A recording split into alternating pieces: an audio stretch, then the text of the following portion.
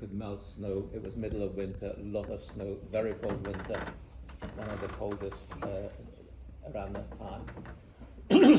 But there was no food, and because my mother was undernourished, her milk stopped, so there was no milk for me either. Of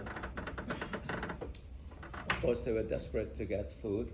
Some people had some, and some of our neighbors down in the cellar. One gift that I know of is we got potato peel. Somebody had potatoes, and they very generously gave the peel to my mum, who then made soup out of the potato peel. The other thing I know of is that they were eating toothpaste, because in these, which has no nourishment value at all, as I'm sure you know. But this is the kind of peculiar conditions that you're in. You have lots of toothpaste, but you have no bread. One time, my father had to absolutely risk his life to try and get us some food. He knew that there was some food somewhere where he was hiding after he escaped from the forced labor, and that was a building, a bombed out building. Half of the building wasn't there, and he and some other people during that time that he was hiding were hiding on the 4th floor. So imagine the building, you can see into all the rooms, as it were. And they had a ladder, so he went to this place. He thought there was still food on the 4th floor. He went to this place. Meanwhile, bombs are falling and they're shooting in the street, and there are marauding Nazis in the street. He was also very weak because he hadn't been eating, had nothing to eat. He got up to the 4th floor by having a ladder to 1st floor, then pull the ladder up, and then next floor up, etc. to the 4th. He did find some, actually jam, several jars of jam, put them in a rucksack, threw it down the 4th floors, and then did the thing in reverse and managed to get back without getting killed. And so we had some jam to eat, and my mother had to sieve it because it was full of splinters of glass from falling down 4 flights. But that was okay again for a day or two.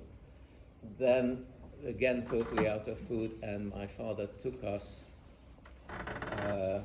in terrible conditions. Plus,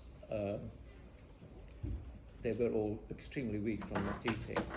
Also, you might imagine that whatever food there was, my parents would give to the 8-year-old child, and if I could eat it, me, and rather than have it themselves. And the way that I was taken, I was in a bundle and strapped with a leather strap to my father's neck because he couldn't carry me, wasn't strong enough.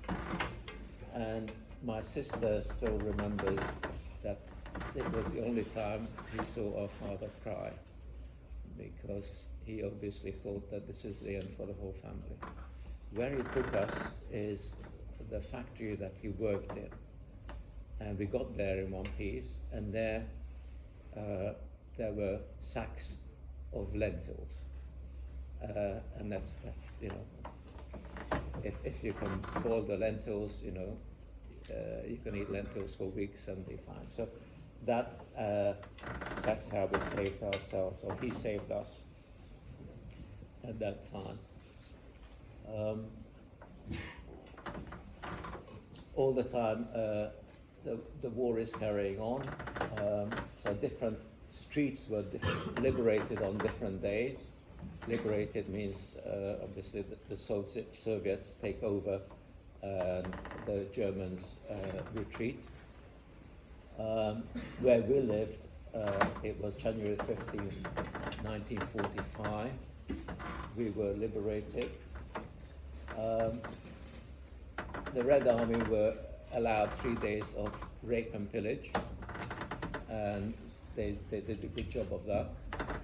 But we would not be alive without them. So and they took tremendous losses. So I do respect them very much.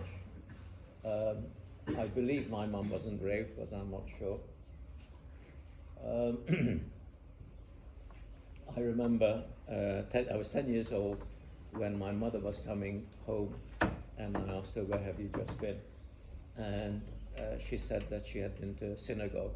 Not that we went to synagogue very much or at all. Why did she go? There was a memorial service to the Red Army, and she felt obligated to go. And that was a lesson to me, because up till then, we come to communist times in a minute, there were, Russians were butts of jokes at best, and we looked very negatively on Russians because of the communism. And that's when I realized, but there are two sides to every story, and here's my mum going to a memorial service for Red Army soldiers who might have stolen, your watch and your ring, but they saved our lives at the expense of some of their lives. The ghetto was liberated a couple of days later. My grandparents, so we all returned to my grandparents' flat. My great-grandmother caught typhus. She was an old lady, but out of the immediate family, she was the only one to die. She died within days of being liberated.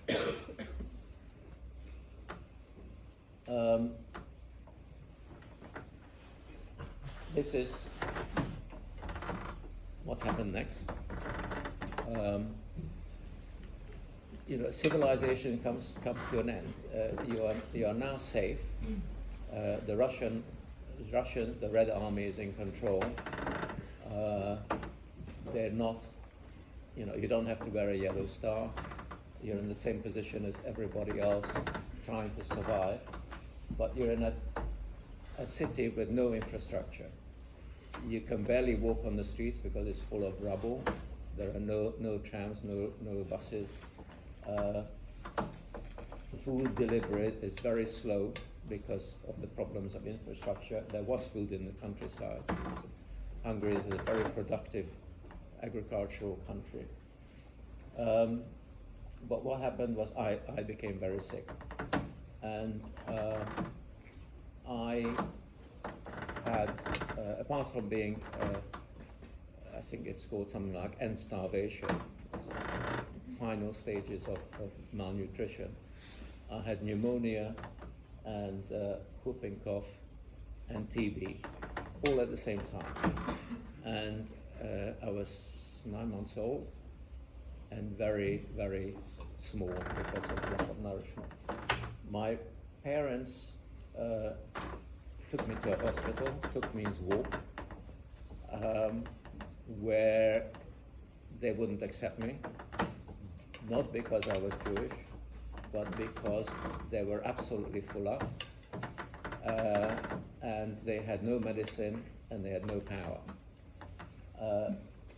My father was a very forceful man, and that for one reason or another, I won't go into it, they thought he was a communist leader, and as a result, the director of the hospital came down and said, yes, of course, we'll take him, but could you please see if you can get some medical supplies for us because we have nothing. So they took me in this hospital, but, and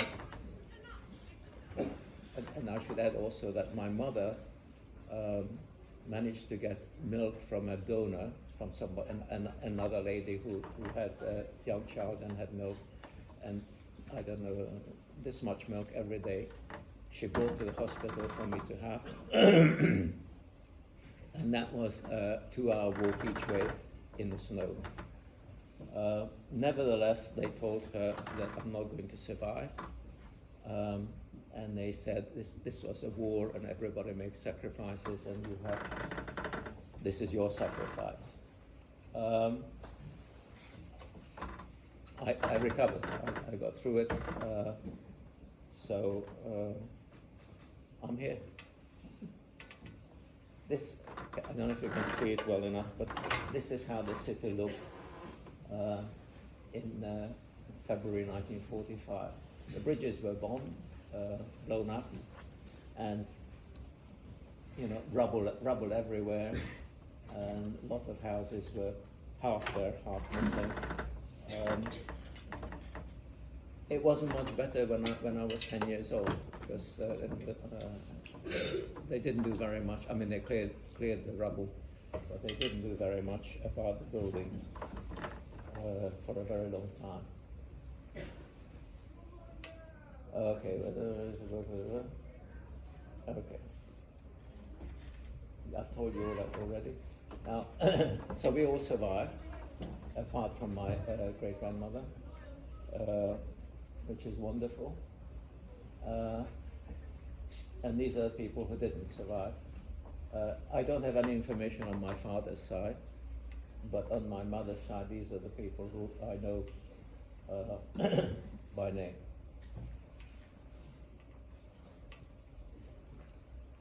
All lived, not all, but all but two lived outside of Budapest.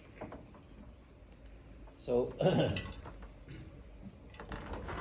the total, there were 800,000 Jews still in 1943, so well into the war. But as I said, it wasn't lethal for most Jews until then. And also 100,000 gypsies. 420,000 of Jews and 30,000 Romani were deported, and most of them killed immediately. And the total numbers are 565,000 Jewish people and 28,000 Romani. I'll just quickly say a few words about what happened afterwards. In the immediate period, the 45 to 48, turned out to be a very good time. It was a very quick change, very quick turnaround. There was a democratic government, my father was in business, and we lived a good, prosperous, middle-class life. And I had a very happy childhood. This came to an abrupt end. I'm sorry, this is part of the happy childhood. Taken in the same place as the first picture was with my sister. And then in 48, things changed. There was a communist takeover, literally a takeover, because they were in parliament, but they didn't have a majority. But they managed through one means or another to take over the government while the leader of the government was out of the country. The consequence, well, the communists, of course, have their own theories, which glorifies peasants and workers, and what's the opposite of that? Demonizes. Demonizes, that's the word I'm looking for. People who are in business and employ other people. Employment is the same as slavery or yeah. Exactly words now. So my father's business was confiscated, and he wasn't allowed to take on any job. He was a class enemy. Class enemy means, you're an enemy of the working men because you used to be an employer. In spite of the fact that he had no job, no income, he was given an enormous tax bill for the company that was taken away from him. And I remember the bailiffs coming around to our home and putting big stamps on the front door to say nothing from here is allowed to be moved, it's all state property, etc. But we were okay. Some other people I know were deported by the Soviet government, so the communist government in Hungary. that's not like a deportation of Germans. They just were taken to villages. They had to live in a village like simple people. The other thing that happened was 2 other families were billeted in our home for about 2 years. I remember it very well. And I started school. Later on, my parents were allowed to work. They had 2 jobs to make sure that we had enough. Education was always good. I think in all communist countries, they paid a lot of attention to education. And I have to say, I had a happy childhood. My parents had all the difficulties of making ends meet, but I was in a group. The other kids had nothing either, and we made our own fun. And I have nothing negative to say about my own childhood. This is my class. We're dressed as pioneers. And one other thing that you may notice is all the bullet holes on the walls of the school. Okay. There was an uprising in October, November of 1956, and as a result, my family and I were able to escape, and we were accepted in the UK, and I started school in January '57, and I was a schoolboy, just like half of you. I think I'll stop there and invite some questions. Yeah, thank you very much. Can we, on behalf of